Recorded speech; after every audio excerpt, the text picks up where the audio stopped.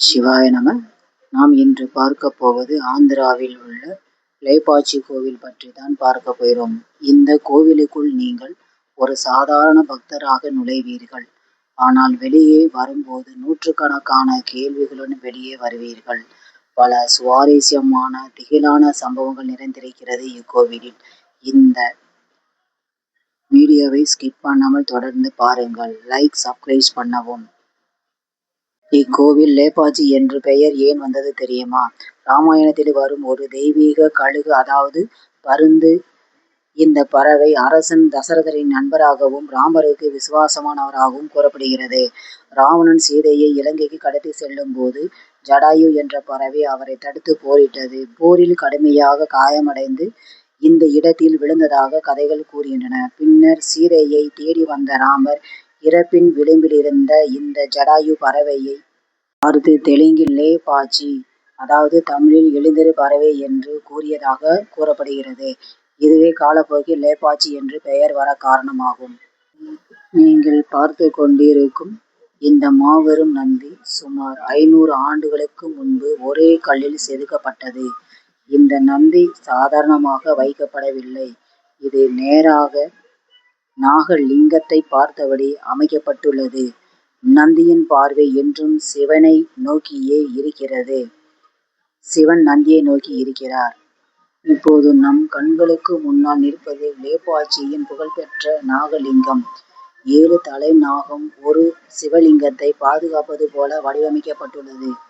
ஒரு பிரபலமான கதை என்னவென்றால், சிற்பிகள் மதிய உணவு சமைக்கும் நேரத்திற்குள் இதை செதுக்கியதாக மக்கள் கூறுகிறார்கள். உண்மையா புராணமா யாருக்கும் தெரியாது. ஆனால் இந்த சிற்பம் மட்டும் ஆயிரக்கணக்கான மக்களை இன்னும் வியக்க வைக்கிறது. இப்போது நம்ம லேபாச்சியின் உண்மையான உலகத்திற்குள் நுழைகிறோம். ஒவ்வொரு கல்லிலும் இருக்கும் சிற்பங்கள் நம்மோடு பேசுகிறது. ஒவ்வொரு தூணும் ஒரு கதையை மறைத்து வைத்திருக்கிறது.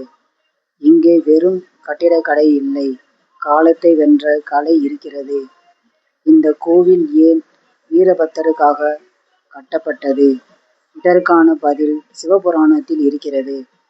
தட்சன் நடத்திய யாகத்தில் அவமதிக்கப்பட்ட சதிதேவி உயிரை விட்டார்.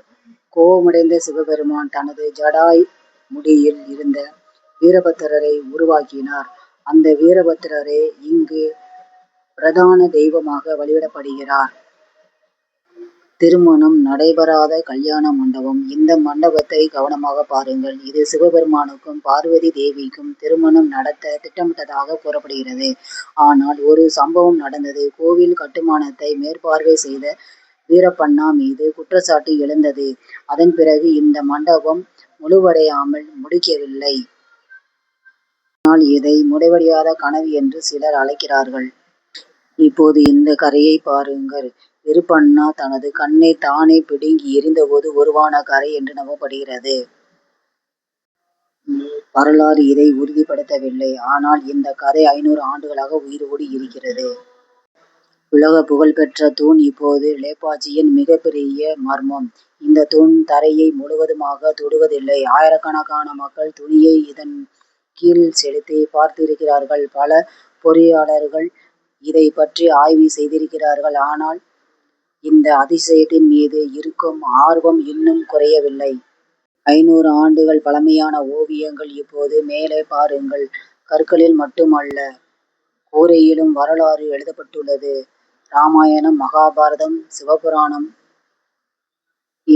இவை அனைத்தும் வண்ணங்களாக உயிர் பெற்றிருக்கின்றன. லேபாச்சி தூண்களில் ஒவ்வொரு சிற்பங்களும் நாம் இன்று பார்த்து கொண்டிருக்கும் நம் உடைகளில் போடப்படும் சிற்பங்களாகும். அன்றே செதுக்கி வைத்துள்ளார்கள். இன்று நாம் அதை உடைகளாகவும் அணிகலன்களாகவும் அணிந்து கொண்டிருக்கிறோம். லேபாச்சி ஒரு கோவில் மட்டுமல்ல, அது ஒரு மர்மம். அது ஒரு கலை அருங்காட்சியகம். அது ஒரு தீர்க்கப்படாத புதிர். 500 ஆண்டுகளுக்கு முன் உருவாக்கப்பட்ட இந்த அற்புதம் இன்று கூட நம்மை வியக்க வைத்துக் கொண்டிருக்கிறது. நீங்களும் லேப்பாட்சி சென்றிருந்தால் உங்களை அதிகமாக ஆச்சரியப்படுத்தியது எது என்று தெரியப்படுத்துங்கள். உங்களை ஆச்சரியப்படுத்தியது தொங்கும் தூணா, விருப்பண்ணாவின் கதையா, ஜடாயுவின் நினைவா என்பதை நம் சேனலில் தெரியப்படுத்துங்கள். ஹரஹர மகாதேவ், சிவாய நம. நம் சேனலை தொடர்ந்து லைக், சப்ஸ்கிரைப் பண்ணுங்கள். நமது வீடியோவை தொடர்ந்து ஸ்கிப் பண்ணாமல் பார்க்கவும். இந்த அதிசயங்கள் நிறைந்த கோவிலை பற்றி நீங்களும் தெரிந்து இங்கு வந்து தரிசிக்க உங்களை வேண்டுகிறேன். இதேபோல் மற்ற வீடியோவில் மற்ற கோவிலை பற்றி பார்ப்போம்.